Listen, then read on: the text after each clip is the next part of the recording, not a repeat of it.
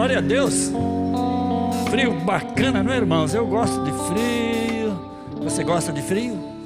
Ai, muita gente não gosta de frio, né, irmão? É uma pena. Frio é tão bom, faz parte das estações, é gostoso. A gente tira aquelas roupas velhas lá do guarda-roupa e vem tudo cheirando naftalina, mas é uma beleza. Quando começa a esfriar, a igreja começa a ter cheiro de naftalina, porque o pessoal tira tudo que é roupa velha do baú. Glória a Deus! Aplauda o Senhor Jesus. Amém, Jesus. Servir a Deus é maravilhoso, diga isso. Servir a Deus é maravilhoso. Diga isso com fé. Servir a Deus é maravilhoso. O que eu estaria fazendo nessa hora se não servisse a Deus? Fazendo pipoca, sentado lá vendo bobagem na televisão. Eu estou aqui, ó, até me arrumei para vir. Amém? Vamos ficar em pé, vamos ler o texto que nós escolhemos. Texto muito bonito para essa noite. Teremos uma reflexão bem simples, sem muito rodeio, não é? Sem muito enfeite, mas alguma coisa da minha própria experiência até que eu quero compartilhar. Então vamos ver o texto. Nós tiramos do Salmo 119, então lá está escrito, nós vamos ler juntos. Como pode o jovem manter pura a sua conduta? Vivendo de acordo com a tua palavra. Eu te busco de todo o coração. Não permitas que eu me desvie dos teus mandamentos. Guardei no coração a tua palavra para não pecar contra ti. Bendito sejas, Senhor. Ensina-me os teus decretos. Amém? Então vamos ver qual é o título da palavra hoje. O título vai aparecer aí para você fixar. Diga: conduta do jovem cristão. Vamos ler juntos? Diga: conduta do jovem cristão. Então a primeira palavra que está escrita aí, pode se assentar. O que é conduta? O que você acha que é? O que quer dizer a palavra conduta? Hein? Conduta. Está lá, eu fui no dicionário então. Conduta vai aparecer lá. Conduta é o mesmo que comportamento ou atitude. E a palavra de Deus começa com uma pergunta. Qual é a pergunta? Como é que o jovem vai manter a sua conduta pura? Essa é uma pergunta, não é? Nós vamos tentar responder essa pergunta. Conduta. Por que é que a palavra de Deus está fazendo essa pergunta? Por quê? Porque a conduta, todo comportamento da juventude pode afetar toda a sua vida. Viu? Algumas decisões nossas podem afetar, não é só do jovem não, algumas decisões nossas podem afetar toda a nossa vida. Então, eu fui caçar e perdi um dedo. Isso aí, nunca mais na vida eu posso resolver isso. Nunca mais. Perdi um dedo. Não vou entrar nos detalhes agora, né? Mas olha aí o que aconteceu. E eu era sanfoneiro, me fez uma falta, porque quando você estuda a parte do baixo, do acordeão, né? Meu acordeão tinha só 80 botões, 80 baixos, mas existem acordeões que têm 120 baixos, né? Então, foi uma coisa muito triste. Eu era um adolescente, como eu lidei com isso? Eu fiquei uns 10 anos escondendo minha mão, colocando a minha mão no bolso quando eu aparecia em público. Imagina uma criança, um trauma desse tamanho, né? Perder uma parte, e não havia psicólogo, né? Para eu ir lá na roça, 500 quilômetros da capital, procurar o psicólogo para acertar a minha vida. Então eu tive que me resolver, acertar a minha vida, e conviver com a consequência da minha conduta irresponsável com uma arma de fogo. Mas os meus pais foram irresponsáveis também, mas eu não os culpo. Mas nós vamos tirar uma lição daqui, não é? Meus pais tinham 10 filhos, e na roça, cada um estava num canto da roça. E meus pais não sabiam onde a gente estava. Porque muitas condutas dos filhos, as condutas são de responsabilidade dos pais. Porque criança, adolescente não tem noção de perigo, não tem noção de coisa certa ou errada, a não ser que ele tenha um monitoramento do pai e da mãe. Por isso que a Bíblia diz que a criança entregue a si envergonha a mãe, envergonha a família. Criança não nasceu para ser entregue a si. Ela tem que estar debaixo de uma liberdade vigiada. Liberdade vigiada. Não é? Lá em casa eu falava que o nosso regime era democradura, é ditadura com democracia. Então a turma tinha que se enquadrar no esquema da casa, não é? E às vezes eles reclamavam, eu falava, não, você dorme na cama que eu construí para você, você come da comida que eu compro no supermercado, você não trabalha, o calçado e a roupa que você veste eu pago, a escola eu pago, então eu mando em você, pronto, acabou. E hoje está todo mundo servindo ao Senhor, estão bem informados, e agradecem e respeitam. Então não entregue a criança. Às vezes eles não gostariam de vir à igreja. Então eu falava assim, quando você tiver idade para não vir, você decida, mas agora você irá. Eles dormiam aqui nos bancos, porque minha esposa Marlene ficava no órgão, e eu cantava, regia, pregava e fazia de tudo. Às vezes eu ouvia chorando no berçário, sabia que era meu filho. E as mães, os pais, meu filho está chorando no berçário, já sai do culto, vai embora, né? Eu falava, deixa ele chorar. Chorou uns 3, 4 domingos, já no 5º ele viu que eu não ia lá mesmo, né? Ele falou, melhor eu desistir, aproveitar do que eu tenho aqui ao meu redor. Então, não dá, não é? A criança, ela tem que ter disciplina, ela tem que ser disciplinada. Então, a palavra de Deus acerta a conduta de qualquer pessoa. Vamos falar isso? A palavra de Deus acerta a conduta de qualquer pessoa. Às vezes os pais não têm poder para acertar a conduta. Mas minha mãe falava assim, seu malandro, o senhor vai te dar um jeito. E a gente ficava, tremia pela base, porque ela falava, Deus vai te dar um jeito. Você não vai na igreja, ela falava, você não é cristão?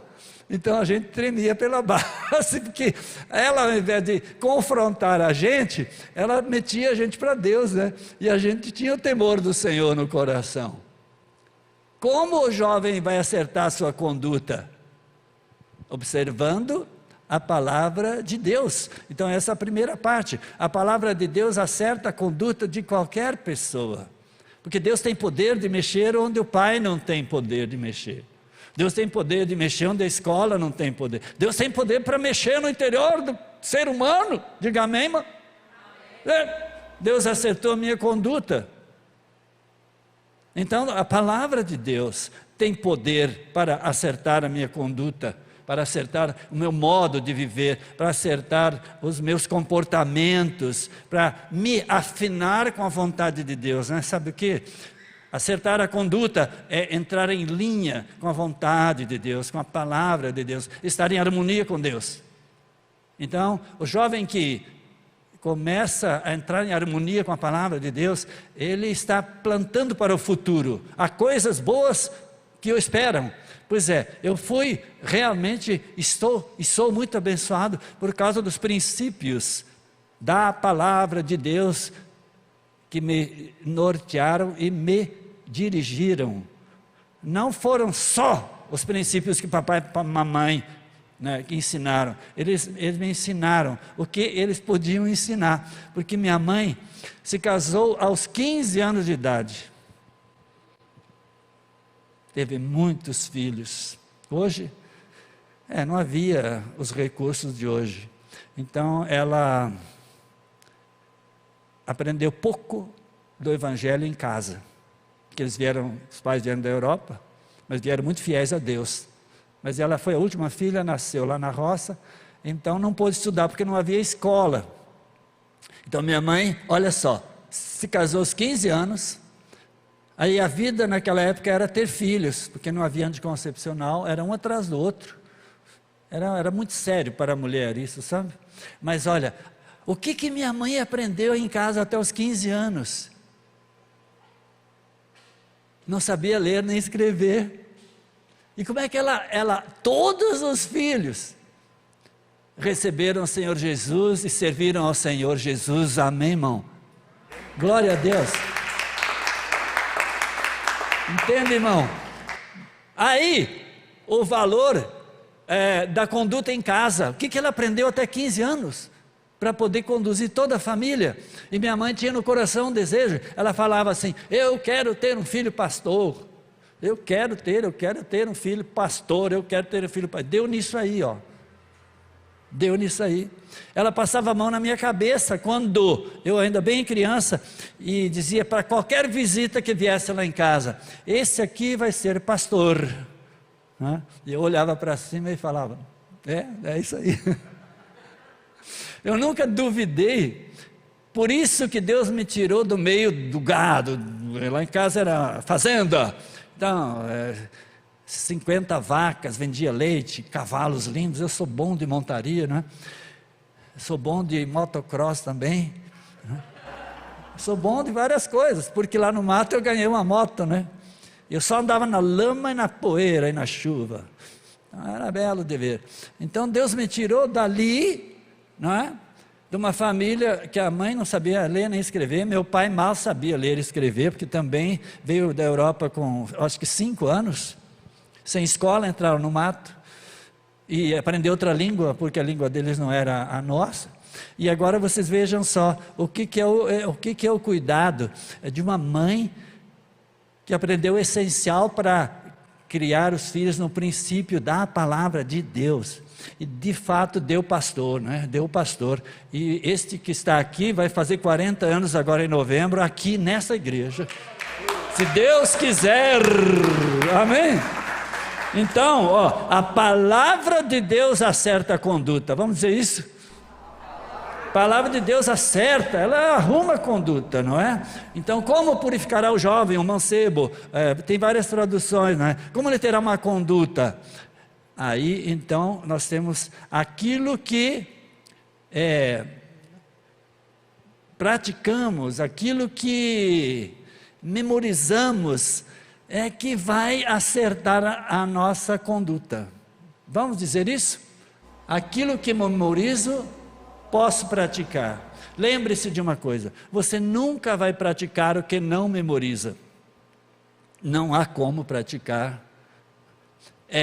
Eu sei que o Brasil está na América do Sul. Você acha que eu estou certo? Ou estou errado? Estou certo, porque eu aprendi isso. Eu memorizei. Eu acho que os Estados Unidos está na América do Norte. Estou certo ou estou errado? Porque eu memorizei isso. Muita gente não sabe disso. Sabia que muita gente não sabe disso? Eu sei que a Alemanha está na Europa. Estou certo ou estou errado? Muita gente não sabe disso, porque não memorizou isso. Muita gente não sabe quanto é 9 vezes 8. Hein? Quanto que é? Entendeu? Por quê? Porque não memorizou. Por que eu estou fazendo esse teste com você aqui? Ó? Porque é o seguinte, aquilo que eu memorizo, vamos falar, eu posso praticar.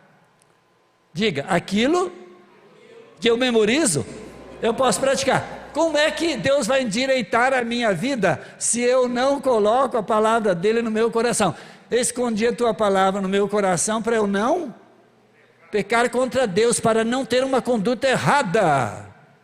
É isso que a palavra quer dizer. Eu escondi a palavra no meu coração, para não errar, para não ter conduta errada. Eu posso até errar, mas eu não vou ser um erro ambulante, entendeu? Então, se eu não memorizar, o que eu fazia quando jovem? Vocês hoje têm celular, tem várias versões da Bíblia, podem acessar, não é? Não. Eu pegava a Bíblia, pedaços de papel e versículos, eu anotava, e no trabalho, porque eu trabalhava de dia e estudava de noite, quando eu fui para a cidade, ganhava meu pão, eu memorizava muita coisa da Bíblia que eu sei hoje, é porque eu memorizei na minha juventude, eu tinha um tempo para memorizar a palavra de Deus, e eu já evangelizava na minha juventude. Eu gosto de ganhar pessoas para Cristo, porque eu já fui escondendo a palavra no meu coração, para eu não pecar contra Deus, e aquela palavra me afastava do pecado. Eu convivi numa república, chamava-se Solar dos Inocentes, né? Todo mundo era inocente, era aqueles jovens que vinham da roça e iam estudar na cidade, eu era um deles.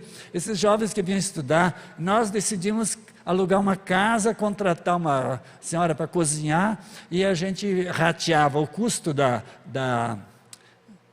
comida, do aluguel, essas coisas, e era um povo muito bom, muito legal. Então a gente fazia esse trabalho de evangelizar essas pessoas. Eu era novinho e evangelizava, e memorizava a Bíblia, e morava sozinho. Olha aqui, presta atenção, eu saí de casa mais ou menos com 15 anos, nunca mais voltei. Meu pai nunca foi na cidade saber em que escola que eu estava. Minha mãe muito menos foi na cidade saber se eu estava estudando. Meus irmãos nunca foram na escola e na cidade saber o que eu estava fazendo. Ninguém foi saber o que eu estava fazendo. Nem meu pai, nem minha mãe, nem meus irmãos, ninguém. Eu fui sozinho, procurei a escola sozinho, me matriculei sozinho, procurei trabalho sozinho, achei trabalho sozinho, e Deus me conservou. Entendeu? Por quê? Porque a palavra de Deus arrumava a minha conduta. Era tentado, mas eu falava, não, a palavra de Deus diz outra coisa. Não, a palavra de Deus diz outra coisa. Então, meus irmãos, por que os nossos jovens hoje estão desse jeito?